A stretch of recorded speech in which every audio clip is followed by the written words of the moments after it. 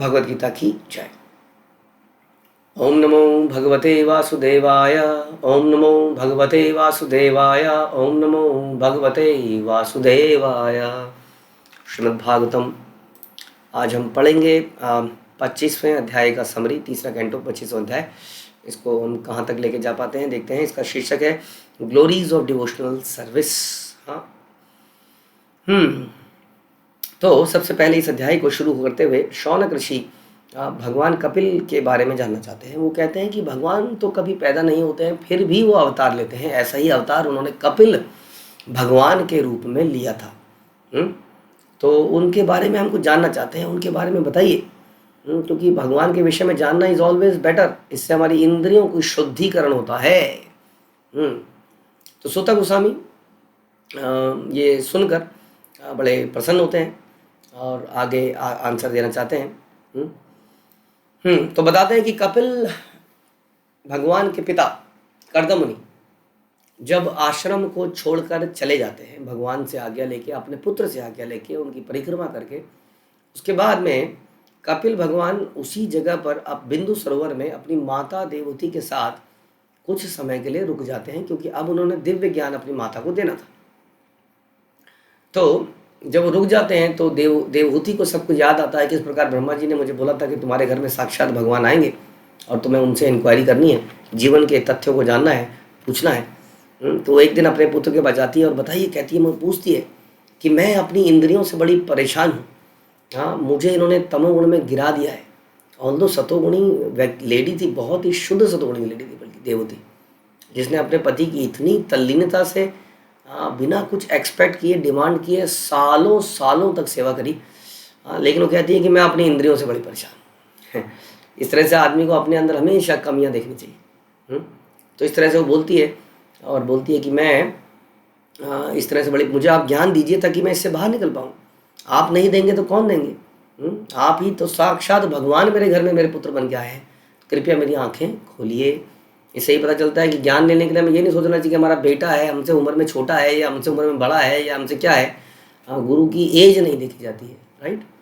तो वो अपने पुत्र से बोलते हैं कि आप मेरी आंखें खोलिए। ओके, उसके बाद बोलती है मैं आपकी शरण लेती हूँ। तो गुरु के पास जाने के लिए शरण लेना बड़ा जरूरी है। जब तक हम शरण लेंगे, it is not a material knowledge कि किसी ट्यूटर के पास गए, ट्यूटर से नॉलेज ली, आप ट्यूटर के बाप बन गए थोड़े दिनों बाद। शिष्य में तो शिष्य रहता है, चाहे वो कितना भी नामी ग्रामी क्यों ना हो जाए, वो हमेशा अपने गुरु का शिष्य ही रहता है, उनका सेवक ही रहता है और उनके पास हमेशा उनकी शरण ग्रहण करता है। नॉलेज लेने नहीं जाते। It is not KT word बड़ा इंपॉर्टेंट है आजकल ना, knowledge transfer. It is not a knowledge transfer. दिव्य ज्ञान हृदय प्रकाशित। गुरु दिव्य ज्ञान को हृदय में प्रकाशित करते हैं, नॉलेज ट्रांसफर नहीं करते हैं। ये थोड़ा सा छोटा वर्ड है गुरु शिष्य के रिलेशनशिप में। इसलिए हम लोग क्या करते हैं, शरण ग्रहण करते हैं। हम लोग ट्यूशन नहीं पढ़ते हैं, हम स्कूल कॉलेज में नहीं, हम लोग शरण ग्रहण करते हैं और कृपा प्राप्त करते हैं ज्ञान के रूप में। ज्ञान हमें दिया गया आशीर्वाद, फल सब कुछ है। दिव्य ज्ञान हृदय प्रकाशित जो गुरुदेव देते हैं। तो मैं आपकी शरण ग्रहण करती हूँ। अब जो है अपनी माता की इस प्रकार की रिक्वेस्ट को सुनकर कपिल भगवान प्रसन्न हो जाते हैं और माता जी को धन्यवाद देते हैं for such a excellent questions और उनको ज्ञान देना प्रारंभ करते हैं। तो सबसे पहले वो योगा के बारे में बताते हैं कि व्हाट इज़ योगा। हमने सुना किस प्रकार से योगा में भक्ति, ज्ञान, अष्टांग योग सब सम्मिलित है। इसको हम आध्यात्मिक योग भी कहते हैं। और वास्तव में आध्यात्मिक योग का मतलब ये है कि किस प्रकार से योग का मतलब होता है जुड़ना, और योग का मतलब ऐसा प्रोसेस जो आपको भगवान से जोड़े, उसको हम योग कहते हैं। आज की डेट में योग के नाम पे कई संस्थाएं चल रही हैं जो कि शरीर को टेढ़ा मेढ़ा करती है, जो कि स्वास्थ्य को बढ़ाता है, लेकिन भगवान से कोई कनेक्शन नहीं कराता है। तो योग वास्तव में बोलना चाहिए जो भगवान से कनेक्शन कराए। तो इस प्रकार से कपिल भगवान बोलते हैं, मैंने ये योगा पहले कई सारे ऋषियों को, मुनियों को, कई सारे व्यक्तियों को सिखाया है, अब मैं आज आपको सिखाता हूँ। इस तरीके से बताते हैं कि मैं जो तुम्हारे सामने एक छोटा सा पुत्र बन के दिख रहा हूँ, मैं यही नहीं हूँ, मैं बहुत कुछ और हूँ। मैंने ये ज्ञान पहले भी दे रखा है। जैसे भगवान गीता में अर्जुन से बोलते हैं कि मैंने ये ज्ञान पहले मनु को दिया, मनु ने आगे जाके अपने पुत्र को दिया, इक्ष्वाकु को। विवस्वान ने इक्ष्वाकु को दिया। इस प्रकार से ज्ञान आगे चला। तो उसी तरह से यहाँ कपिल भगवान बोलते हैं कि मैंने ज्ञान पहले कई ऋषियों मुनियों को दे रखा है। अब वो ज्ञान में, इस पूरे के पूरे ज्ञान में एक चीज पिवट है, एक धुरी है। इस धुरी के आसपास सब कुछ घूमता है। वो धुरी क्या है? हाँ, वो है मन। ये मन समस्त चीज़ों की धुरी है। हाँ, अगर ये मन मटेरियल चीज़ों से अटैच्ड है तो ये बंधन क्रिएट करता है, और ये मन अगर भगवान से अटैच हो जाता है तो ये लिबरेशन, मुक्ति का कारण बनता है। यानी कि ये मन को इग्नोर भी नहीं किया जा सकता। मुक्ति का कारण भी यही मन बनता है यदि ये भगवान से अटैच हो जाए तो। हाँ, तो मन का काम ही है थिंकिंग, फीलिंग एंड विलिंग, तो किसी ना किसी के बारे में चिंतन तो करेगा ही, किसी ना किसी से तो अटैच होगा ही। हम अपने मन को अपने हिसाब से सही जगह पर अटैचमेंट पैदा कर सकते हैं। हाँ, इमोशन यही पैदा करता है, ध्यान रखिए। मन के बिना फीलिंग्स डेवलप नहीं होती हमारी।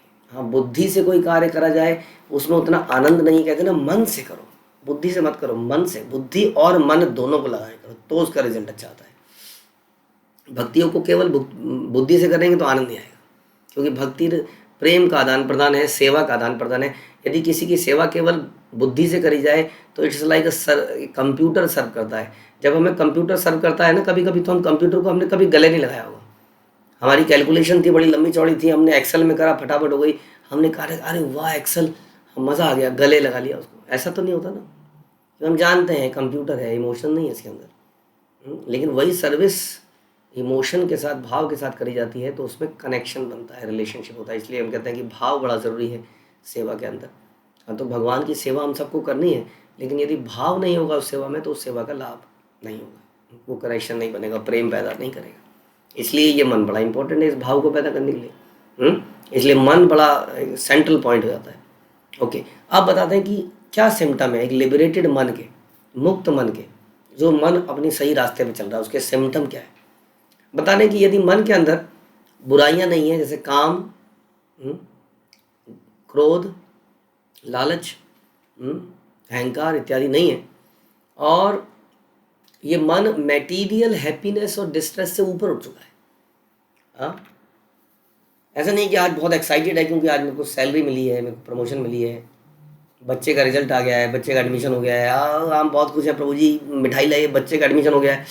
हाँ, और अगले दिन आ रहे हैं, अरे प्रभु जी बच्चा बिगड़ गया है, गंदी आदतों में पड़ गया है, शराब पीने लगा है, रोए जा रहे हैं, रोए जा रहे हैं, मैं बर्बाद हो गया, सारा पैसा इस पे लगाया, सारा ज़िंदगी इस पे लगाई। तो एक तरफ वो बड़े प्रसन्न थे जब बेटे का एडमिशन हुआ, और अब वो बड़े दुखी हैं जब बेटा बिगड़ गया। हाँ, तो मटेरियल हैप्पीनेस एंड डिस्ट्रेस उनको इम्पैक्ट कर रही है। हाँ, इसका मतलब अभी मन ने ट्रांसेंड नहीं किया है, अभी वो मुक्त नहीं है, अभी उसके अंदर काम है, फॉल्स ईगो है, वो अपने आप को समझ रहा है, कुछ अपने बच्चे को अपना समझ रहा है। हाँ, तो जब इन चीज़ों से बच्चा माइंड मुक्त हो जाता है, काम से, क्रोध से, इन अनर्थों से, मटेरियल हैप्पीनेस और डिस्ट्रेस से, तो मन को कहा जाता है कि अब मन शुद्ध हो चुका है। तो उस वक्त वो क्या देखता है, उस वक्त वो सोल को देख पाता है।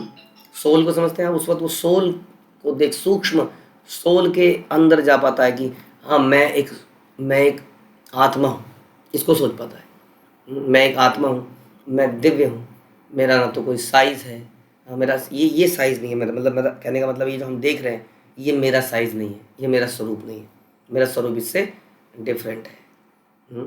ना तो मैं जलाया जा सकता हूँ, ना सुखाया जा सकता हूँ। तो अपने रियल नेचर को धीरे धीरे समझने लगता है। तो स्टेज पर मन पहुँचता कैसे है, ये क्वेश्चन आया था। हाँ, कि ये जो आपने बोला कि मन की शुद्धि, ऐसी चीज़ों, जब इस चीज़ों से मन मुक्त है तो स्टेज में पहुँचने के लिए क्या करना पड़ता है। इस स्टेज में पहुँचने के लिए उसको भक्ति करनी पड़ती है। कैसी भक्ति, जो कि ज्ञान और वैराग्य से युक्त हो, ऐसी भक्ति करनी होती है, तब वो चीज़ों को सही रूप में देख पाता है, तब इस मन का क्लींजिंग होती है। हाँ, ज्ञान कैसी भक्ति, यानी कि भक्ति ज्ञान वाली कैसी भक्ति होती है, जैसे अभी हम लोग शास्त्र पढ़ रहे हैं, भागवतम पढ़ रहे हैं, गीता पढ़ रहे हैं, लेकिन भक्तिमय तरीके से पढ़ रहे हैं, supreme personality of God head को समझकर, उनके प्रति समर्पित होकर, हाँ, गुरु के प्रति समर्पित होकर इस ग्रंथों को पढ़ रहे हैं, श्रवण कर रहे हैं, तो हम भक्ति के साथ ज्ञान ले रहे हैं, और इस ज्ञान से हमारे अंदर वैराग्य पैदा हो रहा है, हमें हैंकरिंग कम हो रही है संसारी चीज़ों के लिए, तृष्णाएँ कम हो रही हैं, संतुष्टि बढ़ रही है, सेवा करने की लालसा बढ़ रही है, संसारिक चीज़ों को प्राप्त करने की लालसा कम हो रही है। तो ये होता है भक्ति विद ज्ञान एंड वैराग्य। ऐसा करके हम मन के उस स्थिति में पहुंच जाते हैं जो अभी हमने चर्चा करी, जहाँ वो अनर्थों से मुक्त है और सांसारिक खुशियों से दुखों से परे है और आत्मा के दर्शन कर पा रहा है। तो इस प्रकार से मन के बारे में चर्चा कर रहे हैं, कैसे मन यदि भक्ति में भगवान में लगाओ तो हमें लिबरेट कर देता है। ठीक है, तो आगे हम सुनेंगे ग्लोरी ऑफ भक्ति, कि कैसे भक्ति क्या है वास्तव में, और भक्ति के क्या कैसे भक्ति प्राप्त की जा सकती है। जो हम कह रहे थे कि भक्ति परफॉर्म करनी है विद ज्ञान है वैराग्य, तो भक्ति वास्तव में क्या है और कैसे मिलती है, साधु किसको कहते हैं, साधुओं के साथ क्या करना चाहिए हमें, ये सारा ज्ञान कपिल भगवान आगे देंगे और हम अगले प्रवचन में इसको रिवाइज करेंगे। हरे कृष्ण। श्रील प्रभुपाद की जय। ग्रंथराज श्रीमद् भागवतम की जय।